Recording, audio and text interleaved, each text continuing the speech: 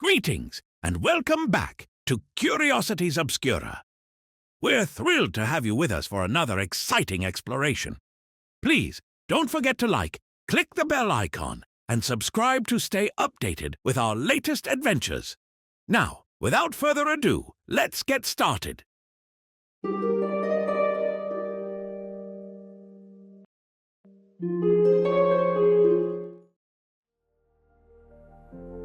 Ever walked into an old building, or even just stood in an abandoned house and felt a chill run down your spine?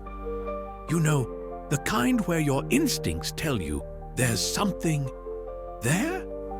Maybe you've even felt like the walls themselves were whispering stories of their past.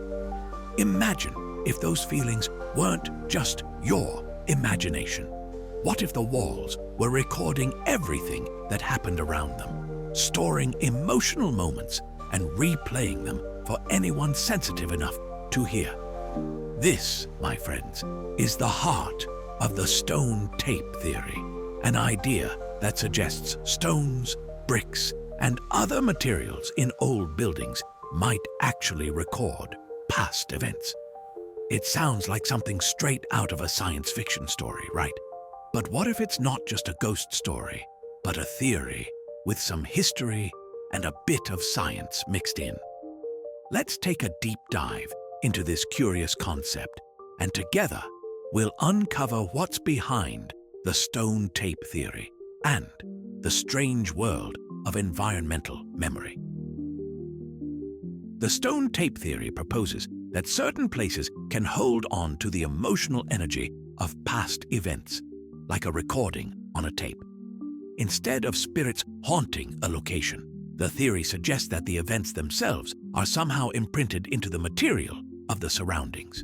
These imprints could then be replayed like a film, showing the emotions, actions, or even sounds from the past.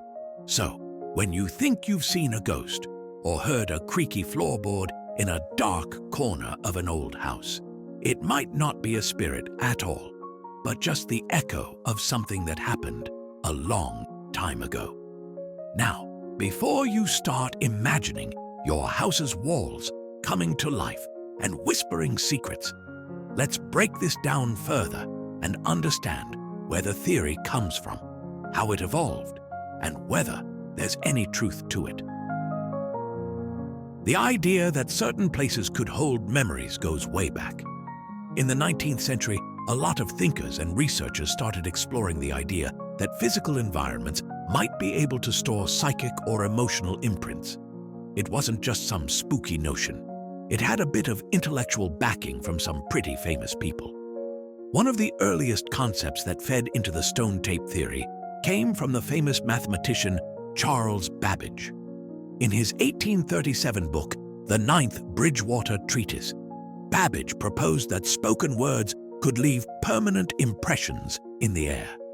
Even if we couldn't hear them, those words would still be there, hanging around, waiting to be detected by someone sensitive enough to notice. Now, that's a bit far-fetched, right? But it was an idea that, in the minds of some people, made sense. Then, in the 19th century, psychic research started getting serious. People like Joseph Rhodes Buchanan and later H.H. Price expanded on Babbage's idea. Buchanan thought that humans could leave a sort of residual psychic energy on the things they touched, like objects or walls. He even coined the term psychometry, which is the idea that you can sense the history of an object or place just by touching it. Imagine holding an old book and knowing about the lives of its past owners simply by feeling its pages. Creepy, right? The idea of physical spaces storing memories was further developed by an archaeologist named Thomas Charles Lethbridge, who turned to paranormal research. Lethbridge believed that old stones or certain places could store energy fields from past events. His 1961 book, Ghost and Ghoul, explored this idea in depth. However, the term stone tape didn't come from him directly. The stone tape theory, as we know it today, was actually popularized by the 1972 BBC TV play, The Stone Tape. This fictional story depicted a group of scientists investigating a haunted house, only to discover that the building was somehow storing traumatic events, like a tape recorder playing back ghosts from the past. Although Lethbridge's research might have influenced the play, the term itself wasn't coined by him. Still, the idea that physical structures could capture and replay memories became closely tied to his name after the show aired. Okay, let's take a step back for a second. The idea of rocks and bricks holding memories seems, well, a little off when you think about it.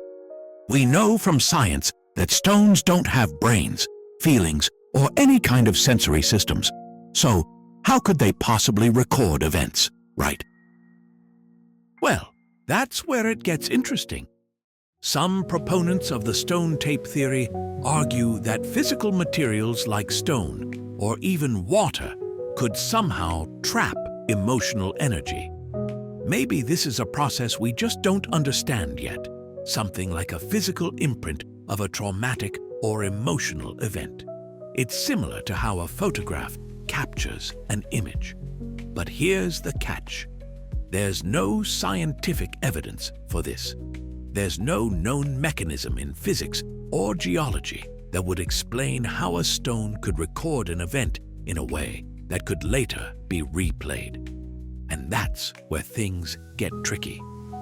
A lot of modern critics, like science educator Sharon Hill, argue that the stone tape theory is nothing more than a pseudoscience, a supernatural claim dressed up in scientific-sounding language. She points out that there's no physical evidence to support the idea that emotional energy can be trapped in rocks or buildings. Essentially, it's an interesting idea, but there's no proof. Even more, the stone tape concept doesn't really align with what we know about how memory works. Memory, whether human or otherwise, requires complex systems like neurons or brains to store and recall information. Stones don't have anything like that. While the stone tape theory might not hold up scientifically, there's an interesting idea called place memory, which fits into this whole discussion. The basic concept is that certain places, especially old buildings, might feel haunted because they're tied to specific memories. In the case of hauntings, people often report seeing ghosts or experiencing strange phenomena in places with tragic or traumatic histories. Some believe this is because the place itself remembers the events that occurred there. This is similar to what some parapsychologists call a residual haunting. Unlike intelligent hauntings, where a spirit actively interacts with the living, residual hauntings are more like a replay of an event. Imagine a time loop where the same scene is played over and over. According to place memory theorists, these hauntings are the physical environment somehow retaining an echo of the past. It's a compelling idea, and while it's still rooted in the supernatural, it's a bit more grounded in the reality that certain places hold emotional significance, which might influence how we experience them.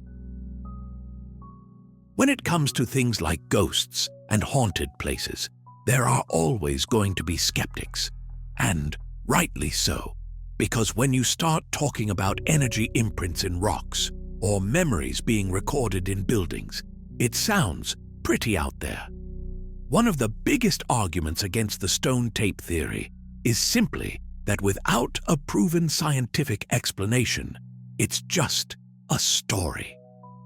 Physicists and scientists often point out that materials like stone have no known way of capturing and playing back information. Even if energy could somehow be trapped in a material, it's unlikely it would persist for hundreds or even thousands of years. There's just no mechanism to explain how this could happen, let alone how we'd be able to play the memories. But, as we've seen before, just because science can't explain something doesn't necessarily mean it's not real. There are plenty of things we don't understand yet. Maybe, one day, we'll find out there's a little more truth to the stone tape theory than we currently realize. And with that, we conclude our exploration into the stone tape theory. Join us in our next venture on Curiosities Obscura, quenching your thirst for curiosity as we continue to showcase the curiosities, oddities, and mysteries that shape our world. Until then, may your curiosity illuminate your path.